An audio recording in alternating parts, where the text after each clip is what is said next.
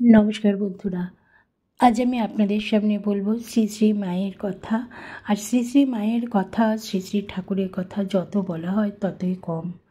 কারণ ওনাদের অত অলৌকিক কাহিনী, অলৌকিক গল্পগাথা, এগুলো কিন্তু অজানা কাহিনী, আমরা অনেকেই কিন্তু জানি না। তো আমি চেষ্টা করি আপনাদের সামনে কিছু কিছু শেয়ার করতে। আপনারা অনেকে পছন্দও করেন আর ভালো করে দেখেন, কমেন্ট করেন।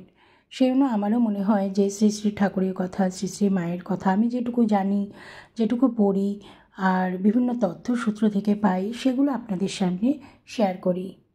যদি কোনো ভুলচুক কখনো হয়ে থাকে, আমাকে নিজ গুণে মার্জনা করবেন সবাই। তো চলুন শুরু করি শ্রী শ্রী মায়ের কথা। এটি অশোককৃষ্ণ মহাশয়ের সঙ্গে মায়ের কথা হচ্ছে। তিনি বলছেন যে আমাদের থাকবার সুবিধা হয় না বটে, কিন্তু আমাদের মনে বিশ্বাস আছে আপনি আছেন। মনে যখন কোনো দুর্বলতা আসে, আপনার কাছে আসলেই তা দূর হয়ে যায়। অশোককৃষ্ণ মহাশয় বলছেন শ্রী শ্রী মাকে। মা বলছেন, তোমরা কি মনে করো যদি ঠাকুর এই শরীরটা না রাখেন, তাহলেও যাদের ভার নিয়েছি তাদের একজনও বাকি থাকতে আমার ছুটি আছে? তাদের সঙ্গে থাকতে হবে, তাদের ভালো মন্দের ভার যে নিতে হবে। মন্ত্রে দেওয়া কি চারটিখানি কথা? কত বোঝা ঘাড়ে তুলে নিতে হয়, তাদের জন্য কত চিন্তা করতে হয়। এই দেখো না, তোমার বাপ মারা গেলেন, আমারও মনটা খারাপ হলো। মনে হলো ছেলেটাকে ঠাকুর কি আবার এক পরীক্ষায় ফেললেন? কিসে ঠেলে ঠুলে বেঁচে উঠবে এই চিন্তা। সেই জন্যই তো এত কথা বললুম। তোমরা কি সব বুঝতে পারো? যদি তোমরা সব বুঝতে পারতে, আমার চিন্তার ভার অনেক কমে যেত। ঠাকুর নানানভাবে নানা জনকে খেলাচ্ছেন, ডাল সামলাতে হয় আমাকে। যাদের নিজের বলে নিয়েছি, তাদের তো আর ফেলতে পারিনি। তখন অশ্বকৃষ্ণ মহাশয় বলছেন, মা, আপনার অবর্তমানে কার কাছে যাব, কি হবে, ভাবতে গেলে বড় ভয় হয়। মা বললেন, কেন? এই রাখাল টাখাল এইসব ছেলেরা রয়েছে, এরা কি কম? তুমি তো রাখালকেও খুব ভালোবাসো, তার কাছে জিজ্ঞাসা করে নেবে। কি আর জিজ্ঞাসাই বা করবে? বেশি জিজ্ঞাসা করা ভালো নয়।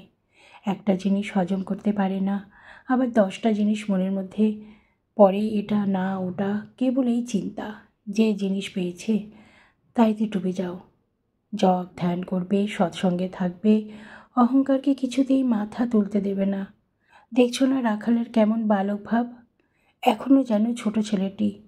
শরৎকে দেখো না, কত কাজ করে, কত হাঙ্গামা পোহায়, মুখ বুজে থাকে। ও সাধু মানুষ, ওর এত সব কেন? ওরা ইচ্ছা করলে দিন রাত ভগবানে মন লাগিয়ে বসে থাকতে পারে, কেবল তোমাদের মঙ্গলের জন্যে। এদের নেমে থাকা, এদের চরিত্র চোখের সামনে ধরে রাখবে, এদের সেবা করবে, আর সর্বদা মনে ভাববে আমি কার সন্তান, কার আশ্রিত। যখনই মনে কোনো ভাব আসবে, মনকে বলবে তার ছেলে হয়ে আমি কি এ কাজ করতে পারি? দেখবে মনে বল পাবে, শান্তি পাবে। এরকমই মায়ের অনেক ভালোবাসা কথা ছড়িয়ে রয়েছে। তিনি শুধু যে মানুষজনকে ভালোবাসতেন, তার শিষ্য শিষ্যাদের ভালোবাসতেন তা কিন্তু নয়। তিনি গাছপালা, পশু পাখি সকলকেই সমান চোখে দেখতেন। এরকমই আরেকটা উদাহরণ আপনাদের সামনে দিচ্ছি। একদিন ফল সমেত একটি বড় আমলকি ডাল ভেঙে মাকে দিয়েছিলাম। একথা বলছেন স্বামী গৌরীশ্বরানন্দ শতরূপে সারদা নামক বই থেকে এই গল্পটি বা এই কাহিনীটি পাওয়া। তো এই জন্যই আপনাদের সামনে শেয়ার করছি। তো ডাল ভেঙে মাকে দিয়েছিলাম বলছেন, আমলকির ডাল সমেত আর কি। মা তাতে অসন্তুষ্ট হন ও ফলবান গাছের ফল সমেত ডাল ভাঙতে নিষেধ করেন, বিশেষত আমলকি গাছের। এই আমলকি গাছটি দামোদর নদীর তীরে ছিল। এই আমলকি গাছের তলায় পূজনীয় শরৎ মহারাজ, যোগিন মা, গোলাপ মা ধ্যান করতেন। পূজনীয় শরৎ মহারাজ গীতাপাঠও করতেন। মা আরও বলেন, আমলকি গাছের তলায় 33 কোটি দেবতার বাস। এর তলায় ধ্যান জপ করলে বেশি ফল হয়। পরে ওই ডাল থেকে পাতাগুলি পুজোর জন্য রাখতে বলতেন তিনি আর কি। বেলপাতার মতো ওই পাতাও পুজোর জন্য ব্যবহৃত হয়। তাহলে দেখুন কত অজানা তথ্য এই মায়ের কাহিনী পড়তে গিয়ে আমরা জানতে পারি। বেলপাতা যেমন ব্যবহার হয় পুজোর কাজে, সেরম আমলকি গাছের পাতাও কিন্তু পুজোর কাজে ব্যবহৃত হয়। নলিনী বলছেন, আচ্ছা পিসিমা, মানে মা শারদাকে বলছেন যে, আচ্ছা পিসিমা, লোকে যে তোমাকে অন্তর্যামী বলে, সত্যি কি তুমি অন্তর্যামী? আচ্ছা, আমার মনে কি আছে তুমি বলতে পারো? মা একটু হাসলেন। নলিনী আবার শক্ত করে ধরলেন। তখন মা বললেন, ওরা বলে ভক্তিতে। তারপর বললেন, আমি কি মা? ঠাকুরই সব। তোমরা ঠাকুরের কাছে এই বলো। হাত জোর করে ঠাকুরকে প্রণাম করলেন। আমার আমৃত্যু যেন না আসে। ঠাকুরই সব। ঠাকুরকে বললে তিনি সমস্ত কথা শুনতে পান। জগজ্জননী মায়ের কথা কত আর বলবো, যত বলবো ততই কম পড়ে। ভোরে গঙ্গা স্নান করিতে গিয়া দশাশ্বমেধ ঘাটের রাস্তা ভুল করিয়া প্রয়াগ ঘাটে উপস্থিত হইলাম। স্নানান্তে পথপার্শ্ব হইতে ফুল, বেলপাতা, কিছু ফল এবং ছানার মিষ্টি লইয়া লক্ষ্মী নিবাসের দিকে অগ্রসর হইলাম। লক্ষ্মী নিবাসের সদর দরজায় একজন অর্ধাবগুণ্ঠিতা স্ত্রীলোক গালে হাত দিয়া দাঁড়াইয়া আছেন। ভাবিলাম, তবে কি মা? মাকে প্রণাম করিতে উদ্ধত হইতেই আমাকে বলিলেন, আর একটু অপেক্ষা করো বাবা।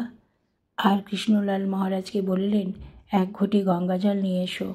কৃষ্ণলাল মহারাজ খুব তাড়াতাড়ি পুজোর উপকরণ ঠাকুরঘরে রাখিয়া এক ঘটি গঙ্গাজল নিয়ে আসিতেই মা বলিলেন, ছেলের হাত ধুয়ে দাও। তাহা হইল। তখন প্রাণ ভরিয়া প্রণাম করিলাম, হৃদয়ে আনন্দে ভরপুর, কিন্তু মনের কোণে যেন একটু সংশয়। কেন গঙ্গাজল? তবে কি অপবিত্র আমাকে মা পবিত্র করিয়া রইলেন? মনের কথা অন্তর্যামিনী মা জানিয়াছেন।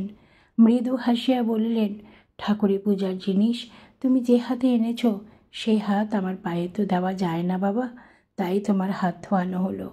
স্বামী শিব মন্ত্রানন্দ তথ্যসূত্রে পাওয়া শ্রী শ্রী মায়ের পদপ্রান্তে।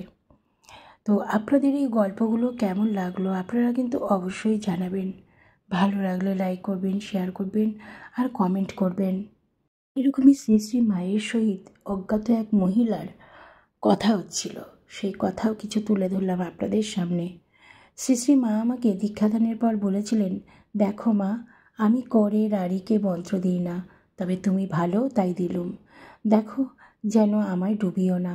শিষ্যের পাপে গুরুকে ভুগতে হয়। সব সময় ঘড়ির কাঁটার মতো ইষ্টমন্ত্র জপ করবে। আর একবার শ্বশুরবাড়ি যাবার সময় বলেছিলেন, কারু সঙ্গে মিশবে না। কারু জামাই, বেয়াই, কুটুম আসুক, তার কোনো কিছুতেই থাকবে না। আপনাতে আপনি থেকো, যেও না মন কারো ঘরে। ঠাকুর নারকেলের নাড়ু ভালোবাসতেন। দেশে গিয়ে তাই করে তাকে ভোগ দেবে, আর তার সেবা জপ ধ্যান বাড়াবে, ঠাকুরের বই সব পড়বে। একদিন মা ও আমি ছিলুম, আর কেউ ছিলেন না। মা বললেন, দেখো মা, পুরুষ জাতকে কখনো বিশ্বাস করো না।